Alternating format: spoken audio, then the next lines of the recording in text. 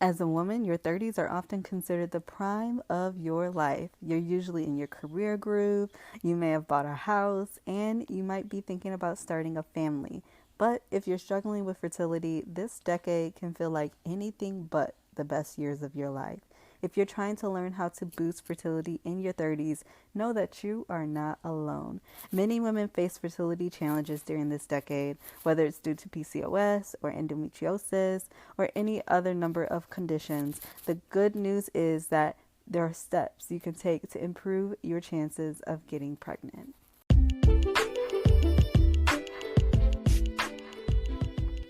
Hola, it's Avi, aka Octavia Steen, natural fertility doula, health coach, and creator of the faith-based business Mother Mindset. Welcome to the Fertile Faith Podcast, a podcast that helps women of God who are trying to get pregnant naturally to overcome negative thoughts and balance her hormones so she no longer has to be overwhelmed and consumed by her TTC journey. I'm so glad that you're here, sis. I can't wait to dive into this episode.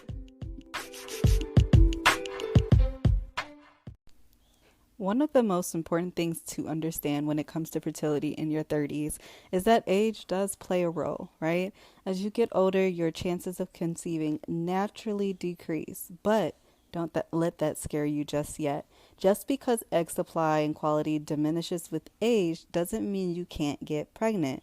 With simple lifestyle changes, I've helped many women conceive naturally and go on to have successful pregnancies. It started with my own journey.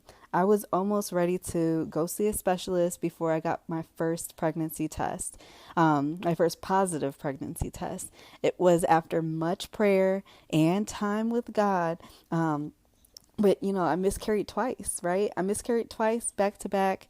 And with one of those losses, that it lasted 45 days. It was definitely my wilderness season. But in the wilderness, God revealed himself to me and his plan for my womb. And, I started making simple lifestyle changes as led by the Lord, charting my cycle, and was able to conceive my rainbow baby a month after my miscarriage ended.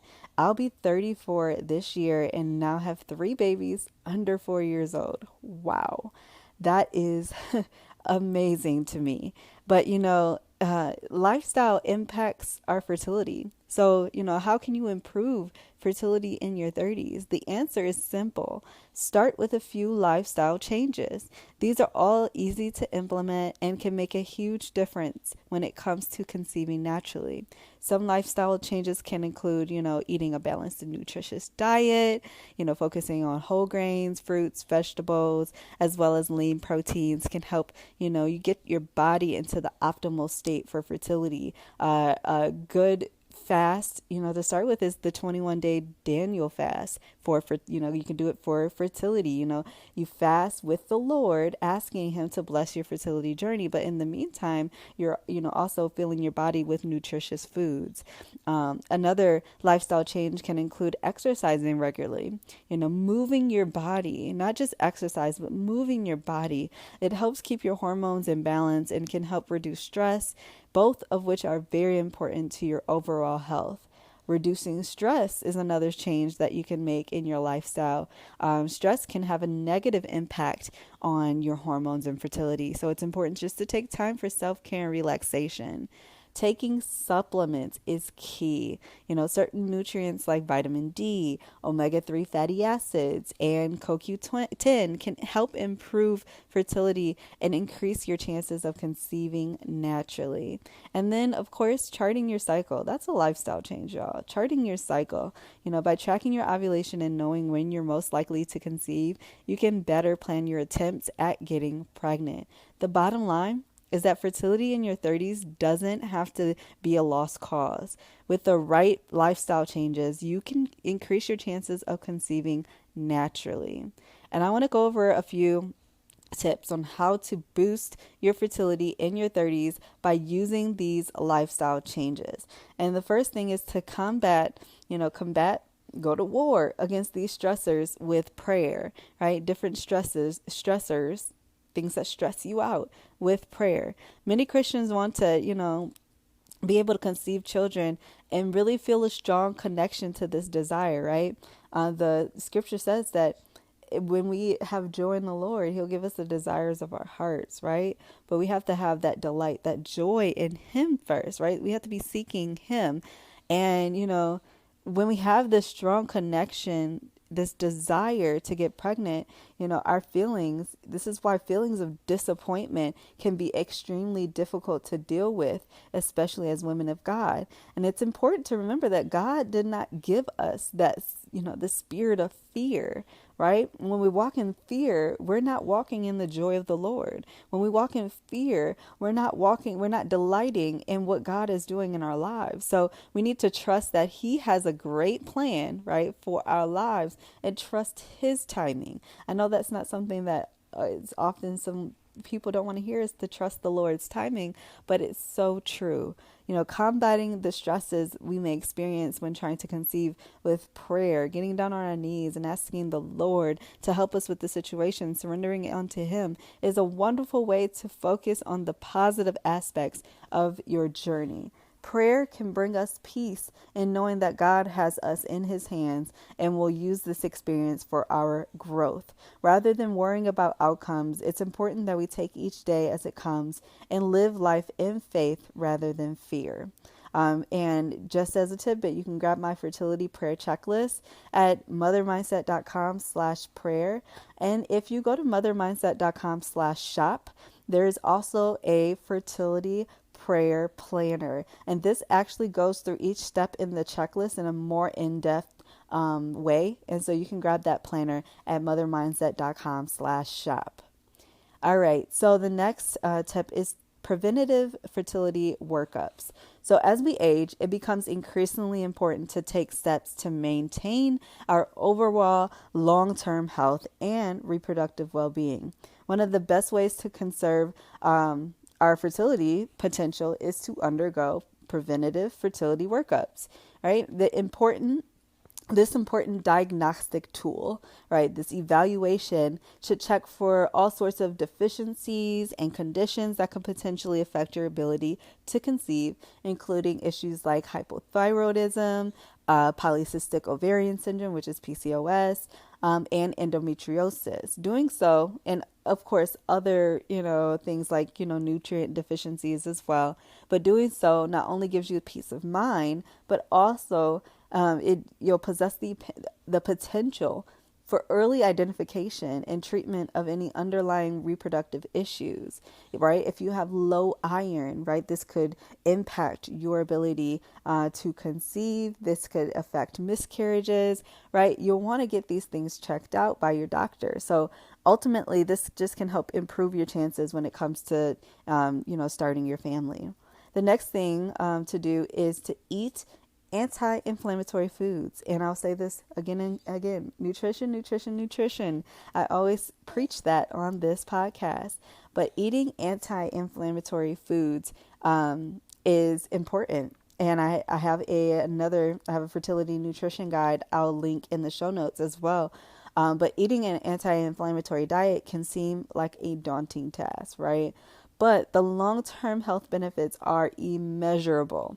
Research shows that reducing inflammation with the right foods and supplements can significantly improve general well-being, right? From reducing stiffness and joint pain to boosting energy levels. Inflammation in the body can also harm fertility by upsetting the delicate balance of hormones and how your body reacts to them. Many foods that reduce inflammation are simply whole foods that we already eat, such as kale. I eat kale, y'all.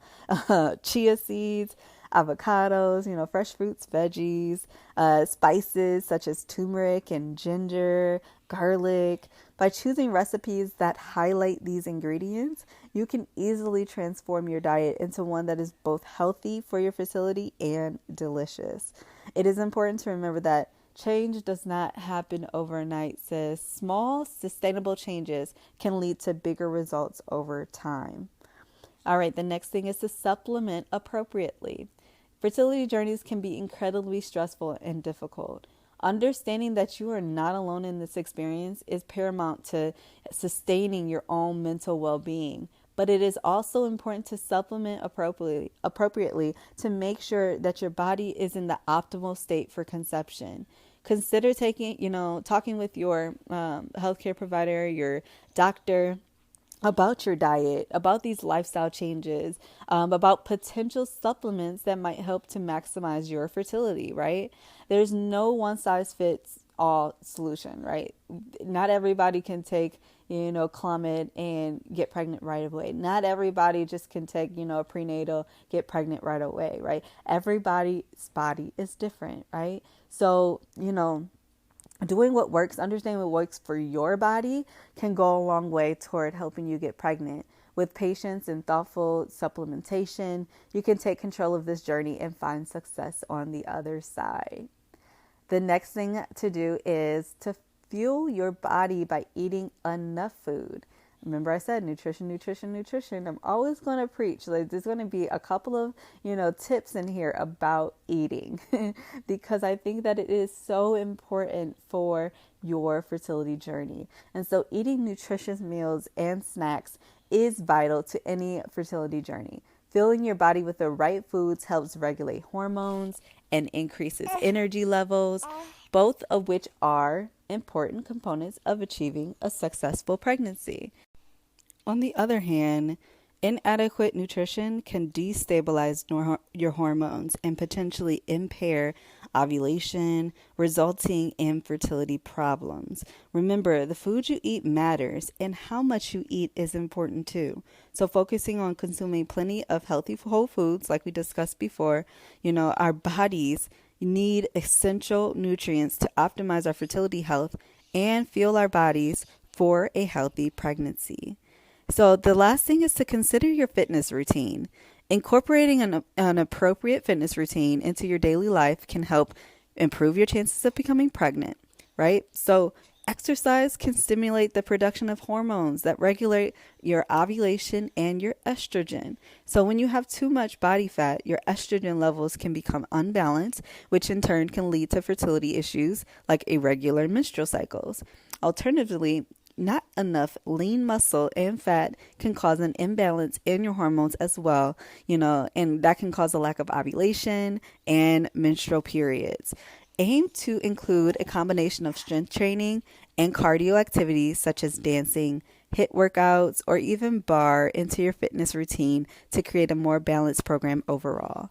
You can take charge of your fertility health by making sure you're combating these stresses with prayer, eating anti-inflammatory foods, supplementing appropriately, and fueling your body. Your fitness routine is also an important factor to consider when it comes to optimizing your fertility health. So if you need help creating healthy habits around fertility or just more support on your journey, consider joining the Fertility Mindset Mentorship Program today at fertilitymindsetmentorship.com.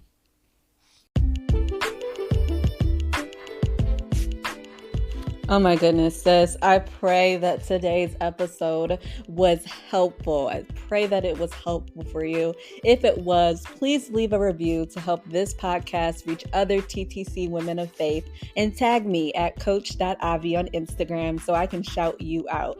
I can't wait to help you balance your hormones and deepen your faith so that you can get pregnant without the overwhelm. Blessings and baby dust.